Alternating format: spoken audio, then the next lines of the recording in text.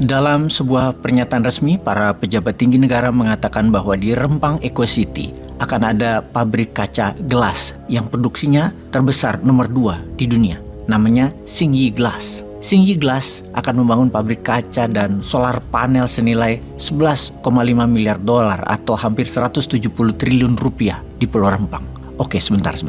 Bukannya PT Xingyi Glass Indonesia juga sudah membangun pabrik kaca senilai 700 juta dolar tahun lalu di Gresik Industrial Park yang progresnya juga belum ada kejelasan atau malah akan pindah ke Rempang.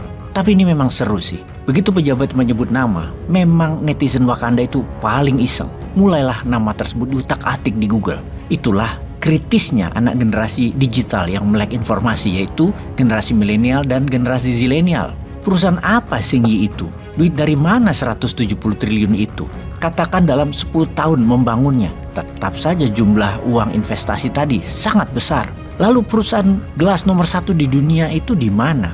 Berapa kapasitas produksinya? Berapa revenue nilai jualan pabrik gelas tadi setahunnya? Mulai macam-macam dah tuh di benak netizen muda. Mereka pun langsung cari data. Netizen sekarang memang sudah pinter-pinter. Provokasi buzzer rupiah nggak mempan. Yang banyak memuji-muji pejabat itu udah nggak mempan. Perkataan pejabat semua diuji datanya. Misalnya, pejabat menyebut Xingyi akan mendirikan pabrik gelas nomor 2 di dunia. Maka di tangan ini langsung mencari siapa penghasil pabrik gelas nomor 1 di dunia. Dan terlampir ini adalah daftar 9 gelas manufaktur di dunia, yaitu nomor 1 Beijing Glass Group dengan nilai penjualan per tahun 80 billion dolar. Dulu namanya Peking Glass, berdiri tahun 1940.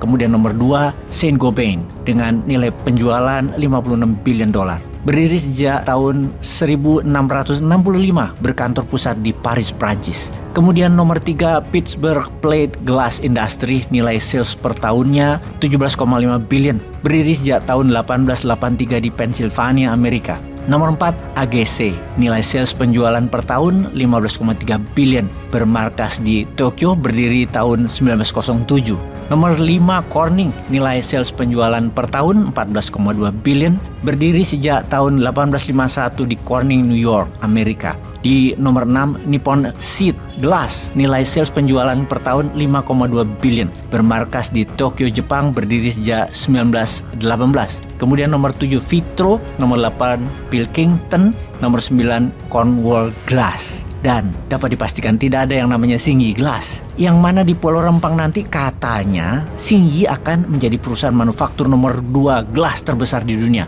Mungkin mendekati Beijing Glass. Mungkin angkanya 50-70 billion dolar atau 750-1000 triliun rupiah nilai penjualan per tahunnya. Wih, sangar ya. Karena jumlahnya sangat besar, penting untuk mengusir para pemilik lahan penduduk asli Melayu di sana. Cuan besar, Bo. Rakyat Melayu di sana piting aja. Kemudian pejabat menyebut nama perusahaan, yaitu sekali lagi nama Xingyi Glass. Langsung tangan ini pencet data di Google, melihat laporan pembukaan Xingyi, perusahaan yang terdaftar di bursa Hong Kong itu. Dan data semua terbuka. Maka timbullah pertanyaan, masuk akalkah nilai uang 11,5 miliar dolar untuk dimiliki perusahaan yang berbasis di Hong Kong ini? Yang malah aneh, mengapa memilih Pulau Rempang yang masih greenfield, yang harus membangun banyak infrastruktur seperti pelabuhan, jalanan, dan sarana lainnya. Kalau kita baca Consolidated Financial Statement Xingyi Glass Holding Limited di annual reportnya tahun 2022 yang diaudit oleh EY, Ernst & Young, ternyata pabrik dan penjualan mereka sendiri tak sebesar omongan pejabat Indonesia. Nilai properti plant equipment-nya sebesar Hong Kong dolar 17,5 billion atau hanya 2,2 miliar dolar atau billion dolar Amerika dengan sales revenue 3,4 billion dolar Amerika. Di mana segmen terbesarnya adalah 68% justru jualannya di Tiongkok, bukan di dunia.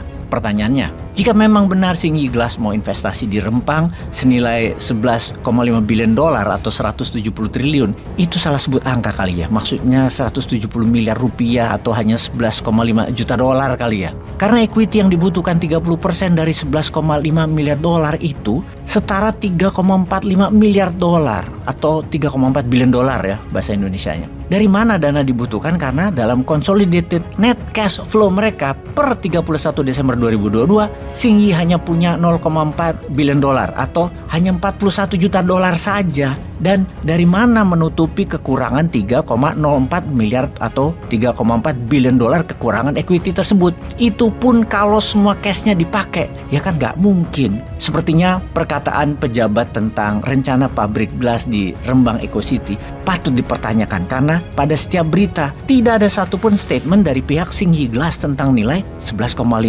billion dolar ini. Info-info pejabat seperti ini ada baiknya para pihak yang menyatakan misalnya seperti Opung dan Tesla, ya jangan Opung aja yang buat pernyataan, pejabat Teslanya juga. Atau pejabat dan pengusaha mana deh yang mau bisnis, join komitmen untuk buat pernyataan bersama, jangan sepihak begitu terus. Ini semua supaya tidak ada dusta di antara kita, supaya tidak ada air mata dari gas air mata di antara kita, supaya tidak ada warga Melayu yang sakit hati sama Tiongkok yang difasilitasi oleh pejabat. Juga tidak ada rakyat yang tidak respect sama tentara dan polisi jadinya. Wahai pejabat, demi apa sih kalian semua ini?